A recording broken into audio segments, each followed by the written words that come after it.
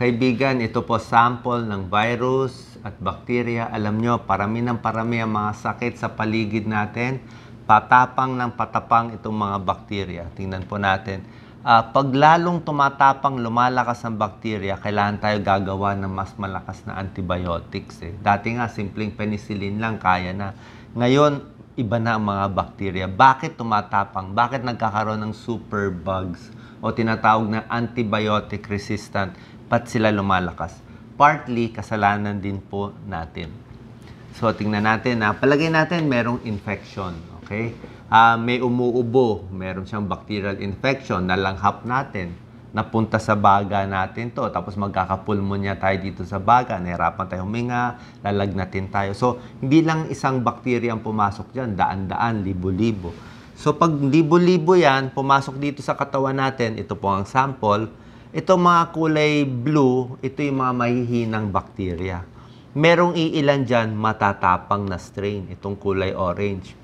Pag ininom natin yung antibiotic natin, palagay natin yung doktor, ang sabi sa atin, 7 days, iinumin mo tong antibiotic, itong dalawa. First day, second day, ininom natin yung antibiotics, gumanda na pakiramdam natin. Napatay na tong kulay blue. Kaya lang yung dalawang kulay orange, nandiyan pa rin. Kailangan mga 7 days na gamutan para totally maubos to. Tinigil na natin yung gamot. Ayaw na natin ituloy, diba? So, pag tinigil natin bigla, itong natitirang mas matapang, sila ang magmumultiply, manganganak, dadami. So, in the end, imbis na simple lang yung pulmonya mo na gagaling na, nagkaroon ka ng mas matapang drug-resistant na itong infection sa katawan. At pag puro drug-resistant, pwede pa magbago ang anyo. Na talagang hindi natatalab yung dating antibiotic mo. Diyan po nagkakaroon.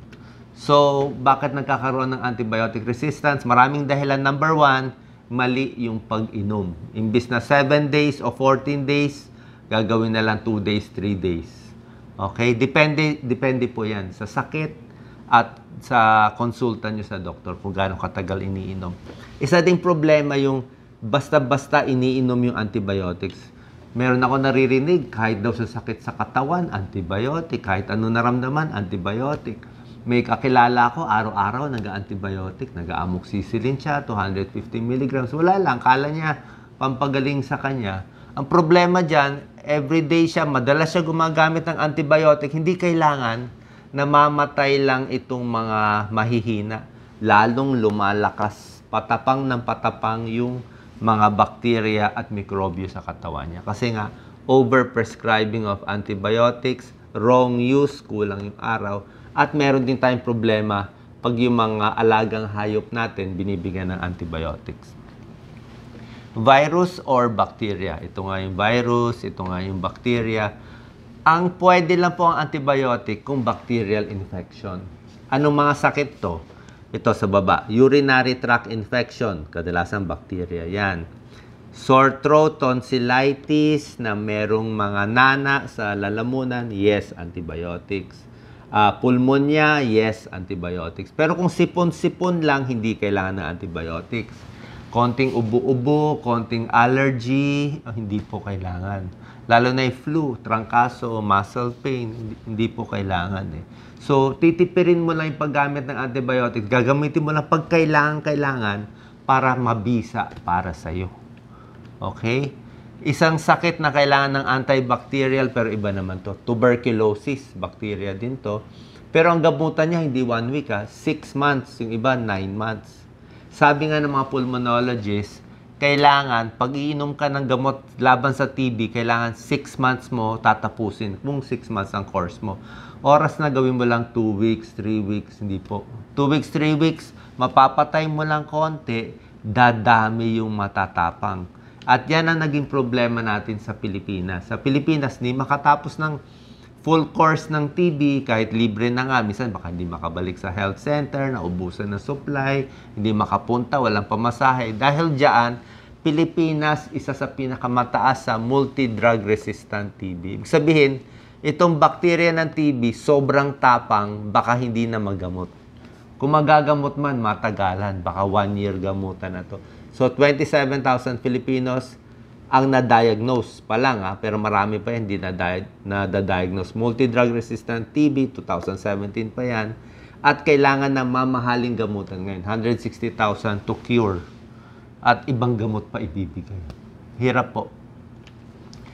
Isa ding problema sa antibiotic resistance, ito po, pag ang mga hayop na kinakain natin, baboy, baka, manok, ay binibigyan ng antibiotics. Minsan sasabihin nila, pampatabayan. Oo. Pero kung mali ang paggamit, yung mga kinakain nating alagang hayop, nagkakaroon sila ng antibiotic resistance. Pupunta sa plato natin, kakainin natin, pupunta sa tiyan natin. Kaya pag tayo nagka-infection, mas matapang din. Yun na nakita nila, mas matapang. At pag yung tao nagkasakit, napunta sa ospital, yung antibiotic na binigay sa hayop, pampataba, itong parehong antibiotic ang gagamot sa atin, hindi natatalab.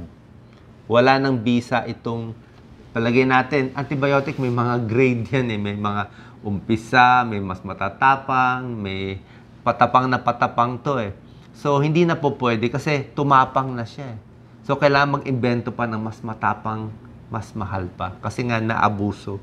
Dati nga, penicillin lang pwede na Kaya lang, ngayon, maraming sakit, bali wala na yung penicillin. Hindi na kinakaya ng penicillin. So, antimicrobial resistance worldwide, napakarami po. Sa tuberculosis, 500,000. Dito sa US, may nakakatakot silang sakit. Itong MRSA. Methicillin-resistant Staphylococcus aureus. Ito na pinakamatapang natin methicillin Pampatay ng mga bacteria to Pero pag resistant pa siya, ito nagkakasugat-sugat, talagang, kaya siguro may mga pasyente nakikita natin, ang daming sugat, kahit anong antibiotic, hindi na mapatay, nag-resistant na siya. Baka nga mali ang pag-inom, na sobrahan, araw-araw iniinom, tapos pag kailangan naman ubusin, ng 1 week, 2 weeks course, hindi rin nabibili. Yung talagang problema natin. Tulad na sinabi ko, pag merong sakit, yan, ang matapang, let's say, itong may bilog, may gray sa bilog, pag hindi tama ang pag-inom ng gamot, kulang ang course, lalo lang dadami yung matapang. Final tips, lagi maghuhugas ng kamay, pinakamaganda hindi magkasakit. At isang paraan para hindi magkasakit, marami namang mga regular vaccines na kailangan na natin. Yung mga lumang bakuna like polio. Diba mawawala na nga yung polio sa mundo. Dati nga smallpox ang problema.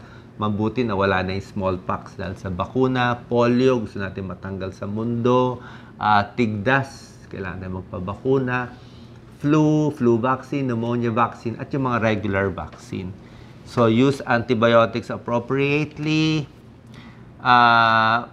Pag sa pagkain, kailangan safe sa paghugas, pagluto. Kasi pag napanis yung pagkain, bacterial infection na naman yan. Magtatain na naman tayo. Diba? Mainit sa Pilipinas mabilis mapanis yung mga kinakain natin. Sexually transmitted disease, tulo, gonorrhea, bacteria din yan. Pag nag-abroad, pupunta sa ibang lugar, siyempre, kakain tayo ng ibang pagkain, mabilis din tayo tamaan ng sakit. So, sana po nakatulong to. Konsulta po tayo sa mga doktor natin kung meron tayong sakit. At yun lang po, sana sa tamang paggamit ng antibiotics, isave natin to para mapuksa natin lahat ng mga bakterya na lalabas dito sa paligid natin. God bless po.